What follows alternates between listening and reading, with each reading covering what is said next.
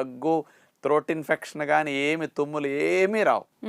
7-8 నెలలు వచ్చిన పిల్లలకు పళ్ళు పెడతారు కదా, సీతాఫలాలు వాళ్ళు నోట్లో పెట్టుకుంటే కరిగిపోతాయి. అలాంటి వారికి బాగా పెట్టండి, చాలా మంచిది ఇమ్యూనిటీకి ఇవి. అయితే డాక్టర్ గారు, మీరు మొదట చెప్పారు ఈ పండులో క్యాలరీస్ అనేవి చాలా ఎక్కువ ఉంటాయి అని. అవునమ్మా. మరి సాధారణంగా షుగర్ వ్యాధితో బాధపడే వాళ్ళు కానీ, లేదంటే అధిక బరువు ఉన్న వాళ్ళు కానీ క్యాలరీస్ ఎక్కువ ఉన్న ఫుడ్ని అవాయిడ్ చేయమని చెప్తూ ఉంటాం మనం. అవునమ్మా. మరి వాళ్ళు తినొచ్చు అంటారా?